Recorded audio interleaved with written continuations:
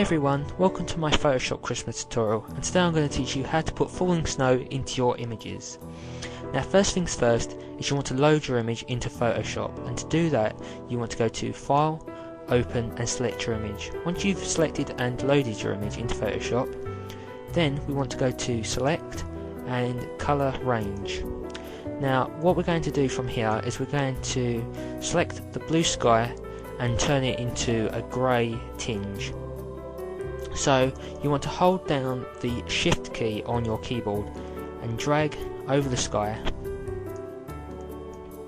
making sure that you've selected all of the sky. Can take a little bit of work depending how much detail you've got in your sky.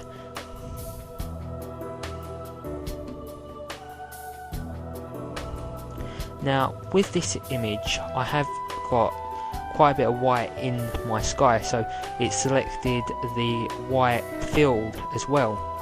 Now I don't want the white field selected, and I don't want the trees selected either.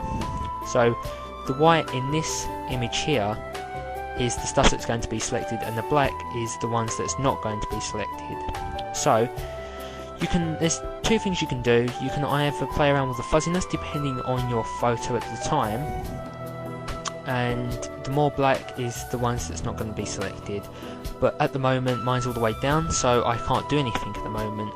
I can go back and press the minus button and take out the stuff that I don't want to be selected, then press the plus button and basically hold down the Shift key again and go back in.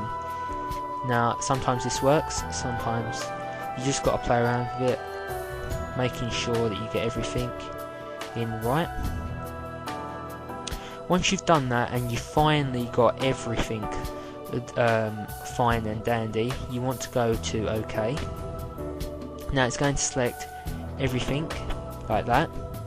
Now the stuff that you don't want to be selected can easily be taken away by going to the rectangle tool and then holding the Alt button on your keyboard, and then basically dragging over and taking away all the stuff that you don't want to be selected. So it's easy and simple, like so. Now once you've done that, you want to go down to the bottom right hand corner where you'll see a little circle that's black and white, and you press that, and then we go to hue and saturation. Then we bring the saturation down, and depending on your sky colour at the time, if you've got like a lot of light in the sky, then basically you want to darken it. So what I'm going to do is darken this sky a bit because it's quite light. See, and if your sky is quite dark, like there's not much light in it and it's quite dark blue, maybe you want to put the lightness up a bit, so making it not too dark grey, like that would do for us, somewhere like that. Then press the button to render it to your image. Then go back to the little circle that's black and white, and then we're going to go to Photo Filter, to the drop down menu, and press Cooling Filter 80. Now what this is going to do is put like a bluish tinge to your picture to make it look a lot colder. So once we've done that, we're going to press the little button again to render it to our image. Then from here, basically what we're going to do is create the falling snow. Now there's two ways of doing this. There's the fast easy option, or there's the longer option. Basically they give kinds of both same effects, but I'd say the first option that I'm going to show you is a lot simpler, a lot easier, a lot faster, and you get a perfect effect. Now depending on what you want to do and depending on your image, you should basically play around with both of the tutorials that I'm going to show you. So the first one is installing basically a filter to Photoshop. Now the filter is called Snowflakes, and it's from the Vanderly website, which is great. Now you can get this filter by going to the vanderly.com website and then pressing plugins and going to Snowflakes. Now this is a great free filter. Now when you download, it's going to ask you to install into the place. Now I'm talking to the people that don't know where to install their plugins. Now if you're new to that, all you've got to do is install to basically the C Drive, Program Files, Adobe, sorry about that, and then go to Adobe Photoshop, and then plugins. That's all you've got to do, install it there and it should come up fine. Then restart Photoshop and you'll have it perfectly. So it should be in the filter, Vanderlei, snowflakes. So once we've done that, we want to click on our image, which is the background. Make sure you haven't got the other two selected. Then go on filter, Vanderlei, snowflakes. Now from this page here, you can set the amount of snow you want, you can set the maximum size, the hardness and the transparency and the snow colour. Now you can have loads of different kinds of snow colour, like green, red, easy blue, lavender, depending on your picture and what kind of effect you want. But I'm going to basically stick with basic snow colour. And depending on your image and the size, now you want to play around with the amount. I'm going to go for 226 and I'm going to put the hardness down, because basically I don't want the hardness to be all the way up because it looks fake and unrealistic, so I don't want that. And the size of the snow I'm going to set to 11. Now once you've got that and you've played around with that and you've got all your settings that you want, I'm going to press OK. Give it a while to render it. Now let's put the snow onto the image. Now what we're going to do is create a blank layer. You can do this by going down to the bottom and pressing the create new layer icon, and then basically click the black, making sure the black is your foreground colour. Get in the paint bucket tool and then click in your image. Now it's going to turn it totally black. Now we're going to go back up to filter, and you should see snowflakes already at the top. Basically press that and it's going to do the exact same settings as you did to the background. Now from here we're going to go to the layers bit and then go to screen. Now what this is going to do, basically put the snow in the exact same place, but what we're going to do is going to go to edit, transform, and then we're going to rotate 180 degrees, and then we're going to go back to edit, free transform. Now at the top you'll see width and height. Now we're going to press the little button in between there to link them together.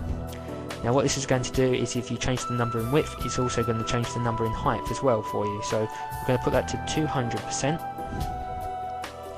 and then press the tick button.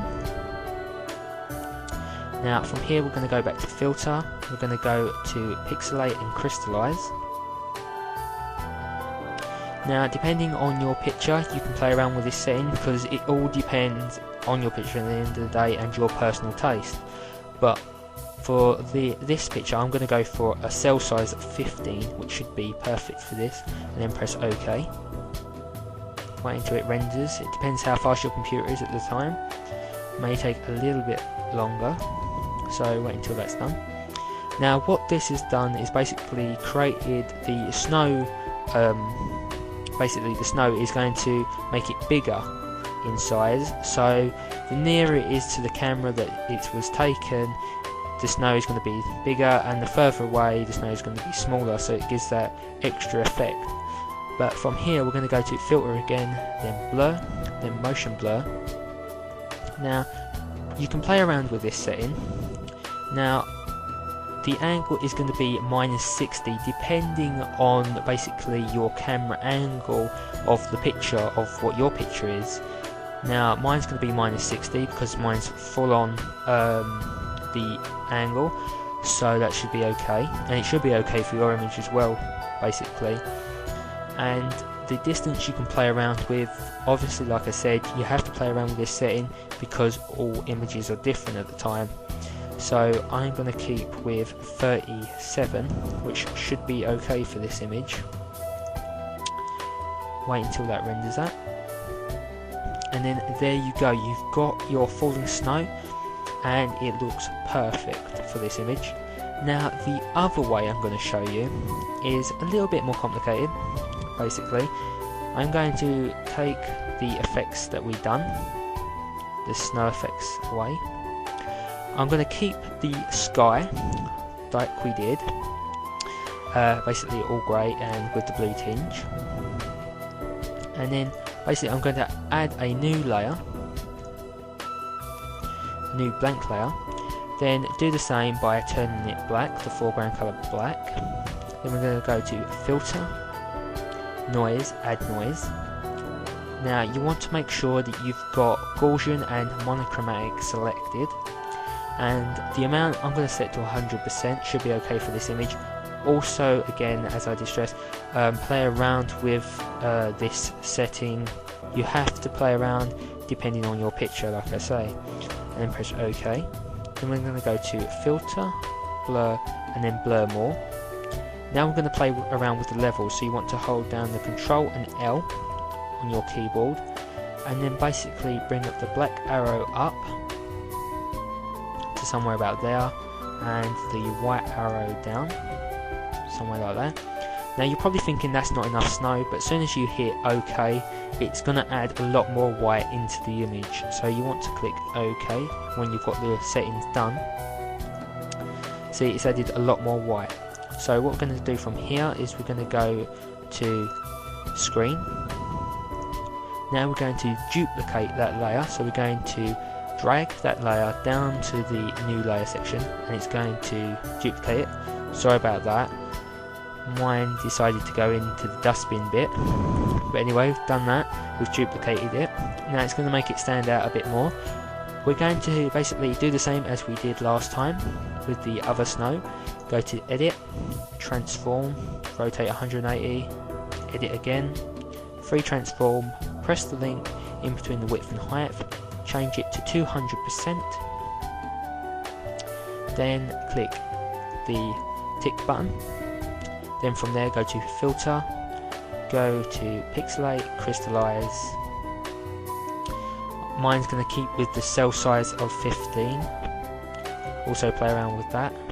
Wait until it basically renders to the image, takes a little while because mine's doing some other stuff as well.